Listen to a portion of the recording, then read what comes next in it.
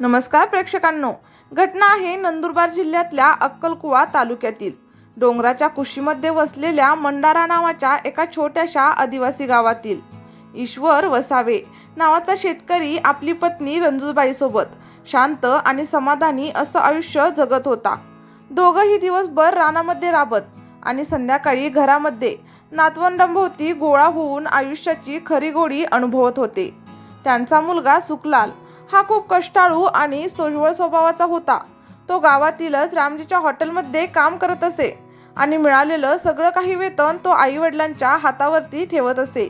आईवडिलांनी त्याचा विवाह सुनीता नावाच्या देखण्या आणि बोलक्या तरुणीशी लावून दिला होता। त्यांच्या संसारामध्ये हंसिका आणि कन्हैया ही दोन मुलं जन्माला आली आणि वसावे कुटुंबात आता अगदी आनंदाचं वातावरण नांदू लागलं होतं।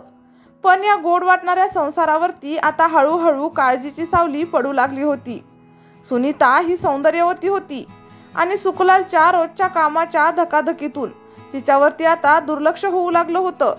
तो दिवसभर राबून रात्री थकूनच झोपी जात असे आणि त्यामुळे तिचं वैवाहिक जीवन आता अर्धवट वाटू लागलं होतं। आणि याच दरम्यान तिच्या सासऱ्याच्या म्हणजेच ईश्वरच्या मनामध्ये विकृत विचारांचा पगडा बसू लागला। आपली सून ही आपल्या मुली समानच असते हा सामाजिक नियम त्याने दुर्लक्षितच केला। ईश्वरने बायकोला शेतावरती पाठवलं, नकली आजारी असल्याचं कारण सांगून घरातच राहायचं ठरवलं। दिवसेंदिवस तो सुनीताची जवळीक साधत होता आणि एक दिवस त्यांचं नातं हे अनैतिकतेच्या सीमारेषा ओलांडून पुढे गेलं। रंजूबाईला काहीतरी चुकीचं घडतंय अशी शंका येऊ लागली आणि ती एक दिवस अचानकच घरामध्ये परतली। आपल्या डोळ्यांनी पाहिलेलं सत्य आता तिला हादरवून गेलं। तिचा नवरा आणि तिची सून एकाच अंथरुणावर होते।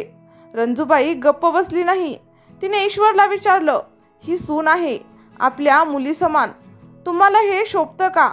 ईश्वरने निर्लज्जपणानं उत्तर दिलं, मला जे योग्य वाटतं तेच मी करतो।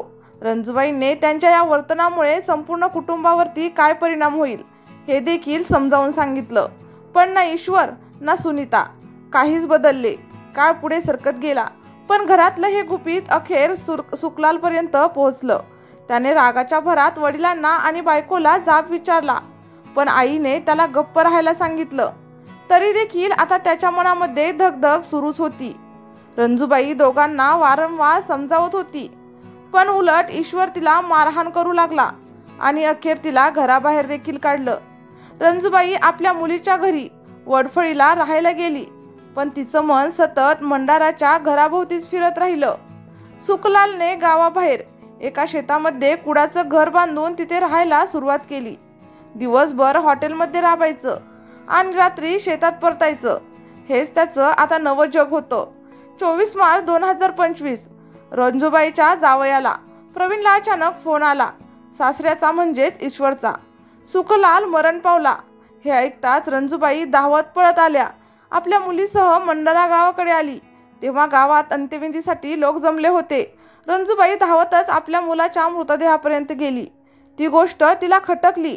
सुखलालच्या कपाळावर गंधाचा टिळा होता, मानेवर ओरखडे, छाती काळी पडलेली। तिला लगेच शंका आली, हा नैसर्गिक मृत्यू नाही, ही काहीतरी कटाची योजना असावी। पोलीस पाटील करणसिंग वसावे गावातच उपस्थित होते।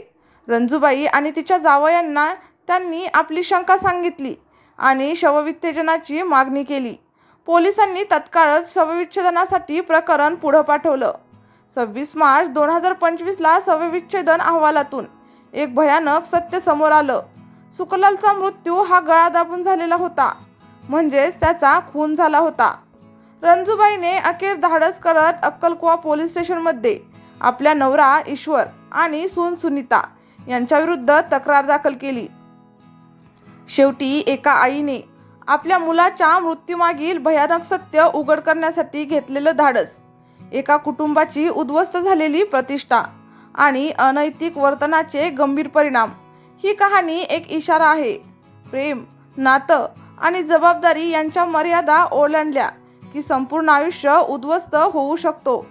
चला तर मग प्रेक्षकांनो, ही सत्य घटना कथेच्या स्वरूपामध्ये तुम्हाला कशी वाटली हे मला कमेंट बॉक्समध्ये सांगायला अजिबातच विसरू नका। त्यासोबतच आपल्या या व्हिडिओला एक लाईक सुद्धा नक्कीच करा आणि जर चॅनलला सबस्क्राईब केलं असेल तर शेजारील बेल आयकॉनचे बटन देखील नक्कीच प्रेस करा, जेणेकरून अशाच नवनवीन आणि घटना तुम्हाला दररोज तुमच्या मोबाईलवरती पाहता येतील।